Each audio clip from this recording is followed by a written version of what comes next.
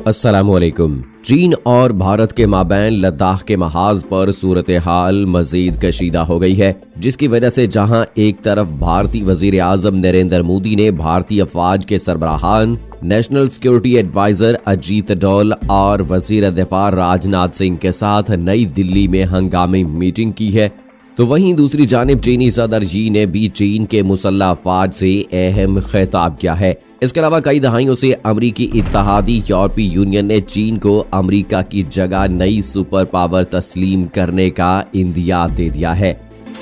दोस्तों, यूरोपीय यूनियन के वजीर खारजा जोसेफ बोरेल ने कहा है कि माहिरीन जिस एशियाई सदी की आमद की पेशगोई कर रहे थे, उसका शायद कोरोना की वबा के दौरान ज़हूर हो चुका है और अब यूरोपीय यूनियन को अपने मफादात को सामने रखते हुए चीन के हवाले से एक ठोस पॉलिसी बनानी होगी। जोसेफ बोरेल ने पीर को जर्मनी के सिफारतकारों की कॉन्फ्रेंस से खिताब करते हुए कहा कि तज्जियाकार काफी अरसे से अमेरिका की सरबराही में चलने वाले आलमी निजाम के खात्मे और एशियाई सदी की आमद की बातें कर रहे थे। यूरोपीय यूनियन के वजीर खारजा का कहना था कि अब ये हमारी आंखों के सामने हो रहा है और हम पर किसी एक साइड का इंतखाब करने के लिए दबाव बढ़ता जा रहा है। उन्होंने कहा कि ऐसे शवाहिद हैं कि चीन आलमी ताकत के तौर पर अमेरिका की जगह ले रहा है और यूरोपीय यूनियन को चीन के हवाले से एक मजबूत पॉलिसी तय करनी होगी। यूरोपीय यूनियन के एक सीनियर सिफारतकार का बयान एक ऐसे वक्त सामने आया है जब चीन हांगकांग में अपनी गिरफ्त मजबूत करने के लिए सिक्योरिटी के हवाले से नई कवानीन बना रहा है और भारत के साथ सरहदी तनाज़ा जंग की शक्ल इख्तियार करता जा रहा है। यूरोपीय वजीर खारजा जोसेफ बोरेल ने कहा है कि तारीख में कोविड-19 की वबा को एक ऐसे फैसला कुन मोड़ के तौर पर देखा जाएगा जब दहाइयों बाद अमेरिका दुनिया की रहनुमाई करता हुआ नजर नहीं आ रहा था।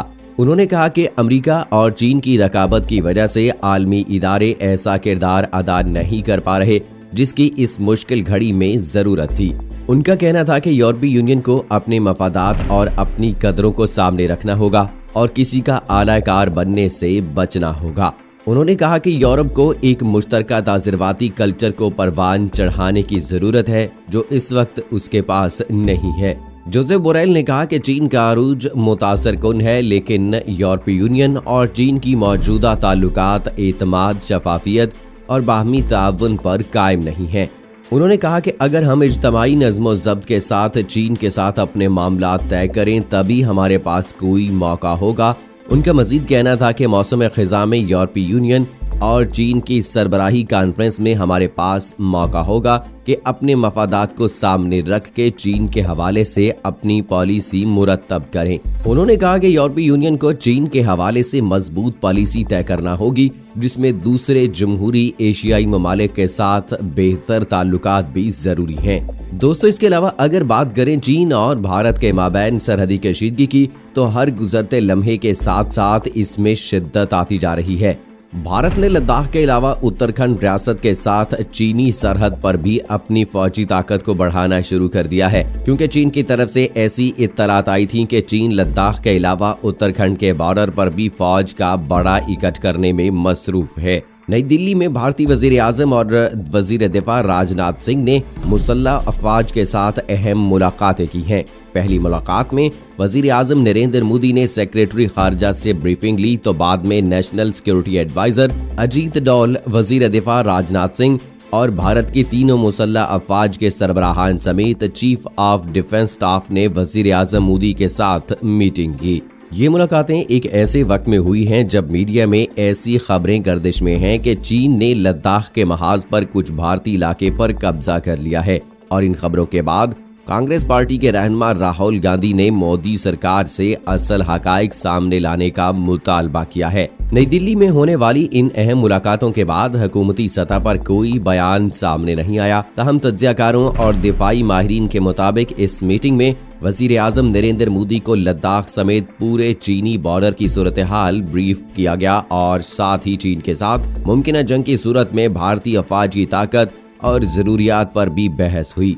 इसके अलावा वजीर दिफा राजनाथ सिंह ने शुरका को चीन भारत कशीदगी के हवाले से दीगर ममालिक के रद्द अमल से भी आगाह किया। जराये के मुताबिक मीटिंग में जहां एक तरफ सरहद पर भारतीय फौजी ताकत को बढ़ाने का फैसला किया गया, तो वहीं चीन के साथ मुमकिन जंग को टालने के लिए भी इक़दामात उठाने की तरफ तवज्जो दी गई। मीटिंग में चीन के साथ जंग से बचने की हर मुमकिन कोशिश का इआदा करते हुए चीनी जारहियत का मौसर जवाब देने का भी फैसला हुआ। इसके अलावा मकबूजा कश्मीर और LOC की सूरत हाल भी ज़ेरे बहस आई। भारत में होने वाली अहम मीटिंग्स के फौरी बाद चीनी मीडिया की तरफ से चीनी सदर जी की चीनी मुसल्लह अफवाज से खिताब की खबर ने न सिर्फ भारत बल्कि पूरी दुनिया को तशवीश में मुब्तला कर दिया है। चीनी और भारतीय मीडिया के मुताबिक चीन के सदर जी ने मुल्क की मुसल्लह अफवाज से खिताब में उन्हें कोरोना के खिलाफ जंग के साथ साथ एक बड़े फौजी तसादुम की तैयारी का हुक्म भी जारी कर दिया है। चीनी सदर जी ने मुसल्लह अफवाज से खिताब में उन्हें मुल्क की सलामती और एक चीन के बयानिए की मजबूती पर जोर दिया। चीनी सदर जी ने चीनी अफवाज को किसी भी नागहानी या अचानक लड़ाई के लिए तैयारी का हुक्म दे दिया है। सदर यी का चीनी मुसल्लह अफवाज से खिताब एक ऐसे वक्त में हुआ है जब लद्दाख के महाज पर भारत और चीन जंग के दहाने पर पहुंच चुके हैं और चीन जारहाना मूड में नजर आ रहा है। वाज़े रहे कि चीन और भारत के दरमियान सरहदी कशीदगी मुसलसल बढ़ती जा रही है और इत्तलात के मुताबिक चीन के 5000 से जायद फौजी भारत में घुस गए हैं। उधर जराये के मुताबिक लद्दाख में चीन ने भारत को नाकों चने चबवा दिए। मुतअद्दिद फौजी गिरफ्तार, अक्सर ने भागकर जान बचाई। इत्तलात के मुताबिक लद्दाख और सिक्किम की सरहद पर चीनी फौज की नकलो हरकत से भारत के हाथ पांव भूल गए। भारतीय मीडिया के मुताबिक चीनी फौज जेरे जमीन बंकर्स बनाने में मसरूफ है, जबकि कुछ भारतीय फौजियों को गिरफ्तार कर लिया गया है, जबकि बड़ी तादाद में भारतीय फौजियों ने भागकर जान बचाई है। लद्दाख से जराये के मुताबिक घुसकर मारने की बढ़के मारने वाले भारत की आजकल बोलती बंद है। इसकी वजह सिक्किम और लद्दाख की सरहद पर चीनी फौज की वो नकलो हरकत है जिससे भारतीय फौज और मोदी सरकार के होश उड़ गए हैं।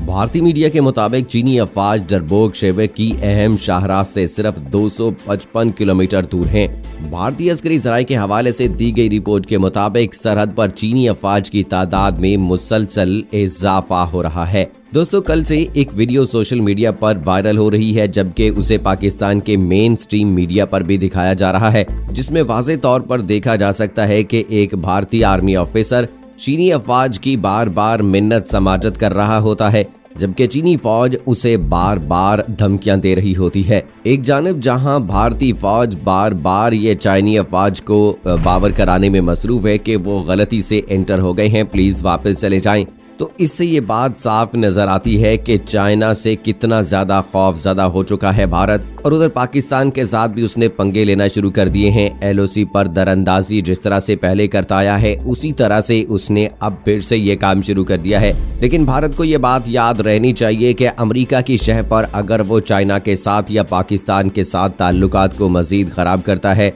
या पाकिस्तान और चाइना के साथ जंग की शक्ल में कोई लड़ाई करना चाहता है, तो ये उसका वहम है। जिस तरह से कल हमने देखा कि चाइना जो है वो भारत के इलाकों में घुस गया है और वहां पर मौजूद भारतीय फौज कुछ नहीं कर सकी है, बल्कि अपनी जान बचाने के लिए वहां से भाग खड़ी हुई है। अगर मैदान जंग बनता है तो किस तरह से वो चाइना और पाकिस्तान का सामना कर सकती है, क्योंकि पाकिस्तान के पास एटमी ताकत मौजूद है। और सबसे बड़ी बात, जिस तरह से जोश और जज्बा, वलवला और ईमान की ताकत पाकिस्तानी रखते हैं, पाकिस्तान का मुकाबला तो एक लम्हे के लिए भी नागुज़ीर हो सकता है। भारत के लिए जितना आसान उसे नजर आ रहा है, इतना हरगिज नहीं होगा।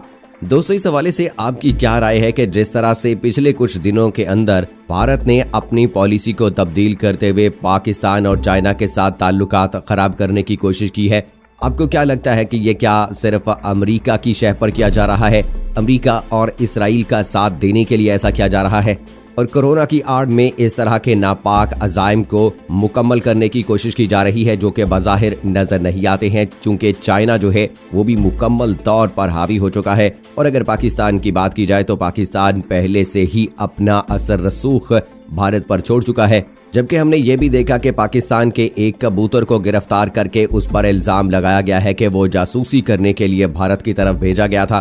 तो इससे भारतीय मीडिया की अकल का अंदाजा लगाया जा सकता है कि भारतीय मीडिया किस किस्म के प्रोपेगेंडे कर रहा है उनमें दम हो तो कोई अच्छी खबर सामने लेकर आए। इस तरह के नापाक अजाइम को दुनिया के सामने लाकर वो अपने आप को दिखाना चाहता है कि असल में उसकी हैसियत क्या है।